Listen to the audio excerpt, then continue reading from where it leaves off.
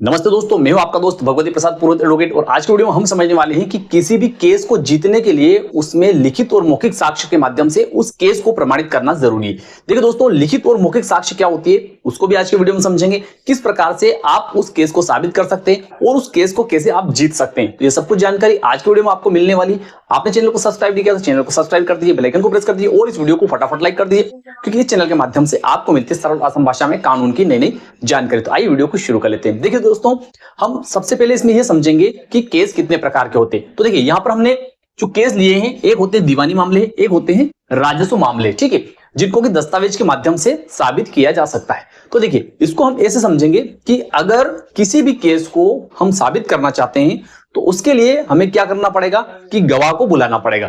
जैसे हम उदाहरण के रूप में मान लेते हैं कि हमारे पास में एक वसीयत है, ठीक है, ये क्या है, ये एक वसीयत है और इस वसीयत जो है ये रजिस्टर्ड है, ठीक है।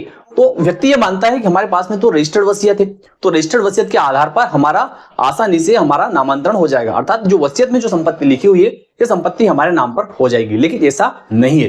क्यों नहीं है? क्योंकि उस वसीयत को आपको साबित करना पड़ेगा। अब यहां पर क्या होता है कि अगर उस वसीयत को आप साबित करना चाहते हैं लेकिन उस वसीयत के गवाह जो है वो गवाह देने के लिए नहीं आते हैं, तो ऐसी स्थिति में आप उनको कैसे बुला सकते हैं और कैसे उस वसीयत को साबित कर सकते हैं। तो देखिए, जब भी कोई वसीयत होती है तो एक व्यक्ति होता है, जैसे मान लेते हैं कि ये व्यक्ति जो है ए है, इसके नाम पर संपत्ति है, ठीक है, इसके नाम पर कोई संपत्ति है और उस संपत्ति की इसने वसीयत कर दी। अब वसीयत करने के बाद में जब वसीयत होती है उस समय उस वसीयत को दो लोगों के द्वारा अनुप्रमाणित किया जाता है। क्या किया जाता है? अनुप्रमाणित किया जाता है। जैसे मान लें कि बी और सी दो लोग जो है, इन गवाहों ने उसको अनुप्रमाणित किया कि हाँ, इन बी और सी के समक्ष जो है इस ए व्यक्ति ने किसी डी नाम के व्यक्ति के नाम पर वसीयत की है, ठीक है।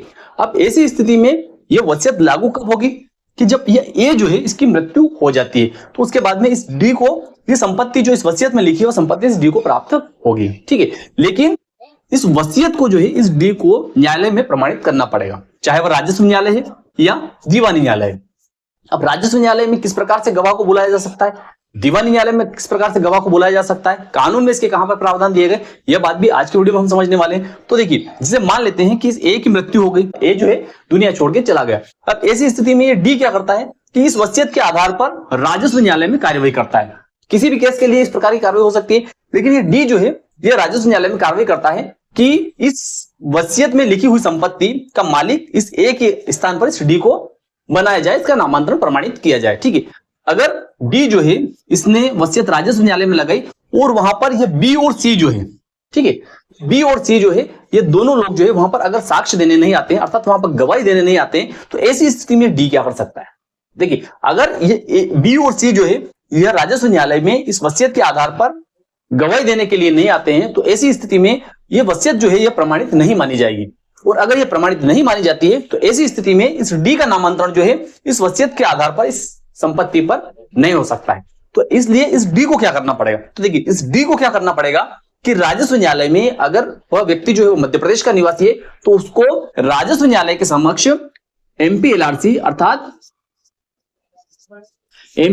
अर्थात मध्य प्रदेश भू राजस्व संहिता की धारा 33 के तहत, कौन सी धारा? 33 के तहत एक आवेदन लगाना पड़ेगा और उस आवेदन पत्र में इसको लिखना पड़ेगा कि यह संपत्ति जो है, इस संपत्ति की इस ए ने मुझ डी के नाम पर वसीयत की थी और ये दोनों गवाह जो है या इनमें से कोई भी एक गवाह जो है वह साक्षी है इसमें और वह व्यक्ति जो है यहां पर गवाही देने के लिए नहीं आ रहा है। तो ऐसी स्थिति में उस गवाह को राजस्व न्यायालय के समक्ष राजस्व न्यायालय के माध्यम से बुलाया जाए। तो ऐसी स्थिति में अगर राजस्व न्यायालय को ऐसा उचित लगता है कि हाँ, वास्तव में ये दोनों गवाह जो है ये इस दस्तावेज के महत्वपूर्ण गवाह है और इस केस के महत्वपूर्ण गवाह है, तो ऐसी स्थिति में राजस्व न्यायालय क्या करेगी कि उन दोनों गवाहों को समन्स के माध्यम से अर्थात नोटिस के माध्यम से बुला सकती है, ठीक है। तो यह तो होती है राजस्व न्यायालय की प्रक्रिया।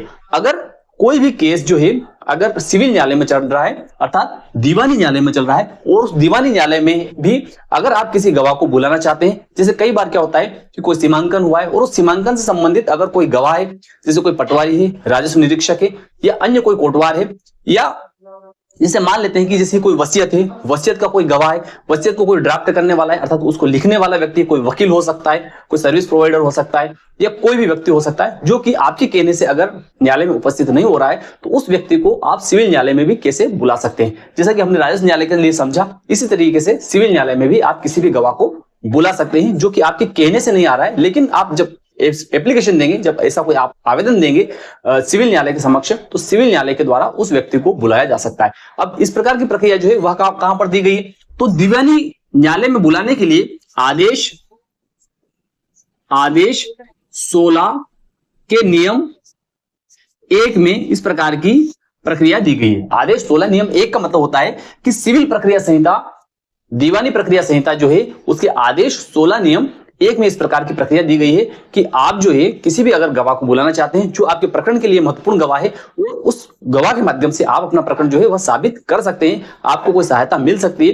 तो ऐसी स्थिति में आप 16 नियम 1 की अर्जी जो है वह उस न्यायालय के समक्ष पेश करें और उस अर्जी में आप लिखें कि यह गवाह जो इस प्रकार से इस केस के लिए महत्वपूर्ण है, इसलिए आप जो है मतलब न्यायालय से निवेदन करें कि आप इसको बुलाएं और उसकी हम साक्ष्य करवाना चाहते हैं। तो ऐसी स्थिति में न्यायालय अगर उचित समझती है तो ऐसी स्थिति में 16(1) की अर्जी जो है उसको स्वीकार करते हुए उस गवाह को, संबंधित गवाह को उस न्यायालय में बुलाया जा सकता है। तो केस जीतने के लिए इस प्रकार से आप अपने गवाह को बुला सकते हैं।